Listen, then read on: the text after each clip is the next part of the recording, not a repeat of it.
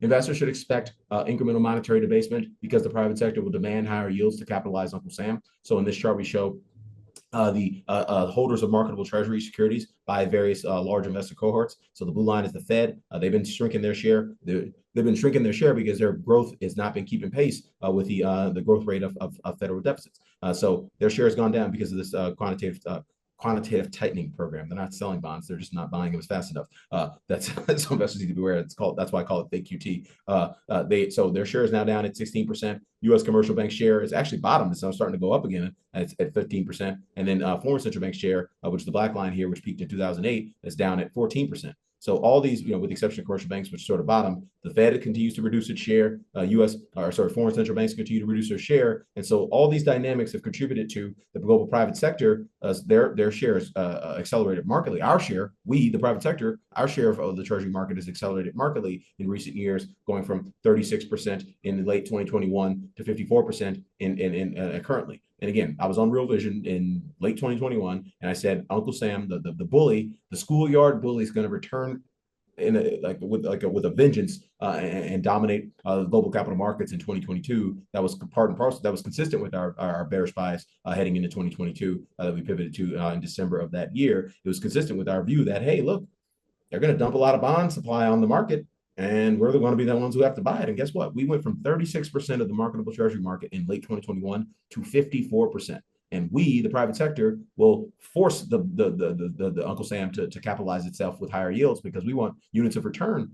We don't want to be long bonds in a higher nominal GDP environment. Who wants to buy a bunch of bonds? It's a stupid asset class to be long. Why not buy crypto or gold or stocks? Do you make more money? And so that's the point we're trying to make, is ultimately that you got to have the Fed reverse the blue line. The blue line will reverse in the coming. There's no other way out.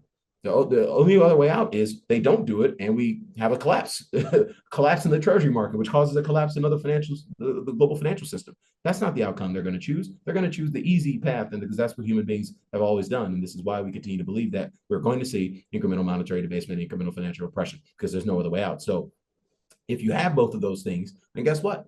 The number go up. We're frogs in a pot of boiling water here, but you can be as cool as this cool looking frog here as long as you're paying attention to KISS or Dr. Mo, depending on your level of sophistication as an investor. If you're not a very sophisticated investor, I can't promise you this because it's illegal, but let's whatever's just shy of promise. Trust me that KISS will it'll do what it's designed to do, which is pull you closer to retiring on time and comfortably faster than you otherwise would without it. And then obviously, if you're an institutional investor or a very sophisticated retail trader, Dr. Mo is essentially doing the same thing, but you have more choice to make in terms of your factor long short bets. So depending on what side you are on, you need to be approaching asset markets from the perspective of a chill, cool frog being boiled alive in a pot of boiling water that equals financial oppression. The water is financial oppression and monetary debasement. You need to expect those outcomes because there's no other way out. It's the game theory path forward from the perspective of the monetary policymakers. And if you're paying attention to KISS and Dr. Mo, you can take advantage of the fact that the number is probably going to go up over time. But again, the number doesn't go up in a straight line. And that's the number one thing I want to end the presentation on today. This is a public service announcement to the bull porn that we see out there, right? I constantly come at the bear porn community because I think they're doing a grave disservice to investors by triggering their negativity bias and their myopic loss aversion to preventing them from participating in asset markets, and ultimately their lack of participation delays their retirement. And that's obviously a gross, nasty disservice that a lot of these bear porn producers, purveyors are doing to the general investing public. And I think it's a gross thing to do.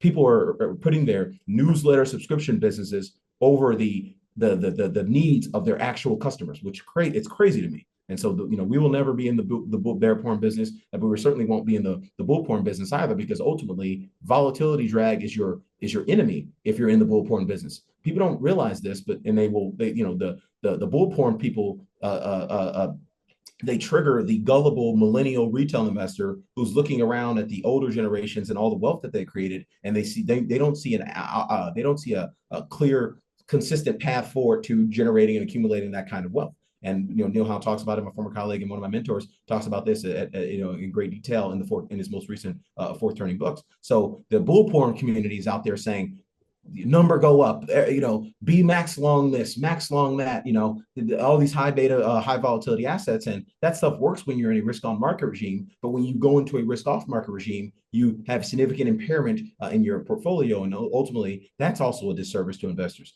The proper service you need to be doing to investors, in my opinion, is helping them stay on the right side of market risk, whether we are in a bull market, which we expect to generally be in between now and the end of the fourth turning, or you're in a bear market, which will have some significant bear markets as well, right? We've crashed 7 times in the S&P since January of 1998. Most people don't realize that, but that's a crash every 2.5 years. So you need to be aware of that as an investor. So this is why I wanted to end on this slide, because it's one of the most important slides I've ever created in my career, because it explains what is a very high level institutional concept that requires very high level calculus to understand. And most people don't understand this. So let me walk you through the slide before we wrap up. Both of these strategies feature identical 50% average annual returns. Which one would you choose? Do you want the blue one or the red one? Well, the portfolio size after year 3 in the blue one has $338. The portfolio size after year 3 for the red strategy, investment strategy B, has $200. Again, they feature identical 50% average annual returns. Do you want the blue strategy or the red strategy? Obviously, you want the blue strategy. The reason you want the blue strategy is because it's compounding returns and avoiding drawdowns. And because if you avoid drawdowns, you wind up with larger pools of money that you can compound returns from. And I don't know if you guys, I'll let you in on a little secret. Compounding is exponential. It's the what Warren Buffett called the eighth, ninth wonder of the world. Compounding is exponential. And so if you don't draw down your portfolio, then you wind up growing your portfolio at the same average annual return with larger sums of money, and it grows faster than people who suffer drawdowns, the bullporn victims who suffer drawdowns. And so if you look at the initial investment here, they start at 100%. Then you go to 50% average annual return here, 50% average annual return here, 50% average annual return here, you wind up with a $338 in your portfolio after year 3. If you take the path that the bullporn people want you to take, which is I'm going to be max long everything and suffer significant drawdowns along the way, then you're going to get cut in half after year 1. And even if you have twice as fast returns in the subsequent 2 years than portfolio strategy A in investment strategy B, you still wind up with way less money after 3 years than you would because you stepped in this pothole. And so what respecting the evolution of the market regime vis-a-vis KISS or Dr. Mo do for you is avoid these potholes. And if you avoid the potholes, you wind up with more money sooner, faster, which ultimately leads to you retiring on time and comfortably, which is why I get up out of bed every morning, is to make sure that you are doing that and retiring on time and comfortably, or your clients are doing that. Or if you're a buy-side investment professional, that you're making millions of dollars that you can then give away to support your local communities and the world and making the world a better place. So we'll wrap it up there. Darius Dale here presenting our Around the Horn for Saturday, October 12th, 2024. Hope everyone enjoyed that. We'll catch you back here next week. Cheers.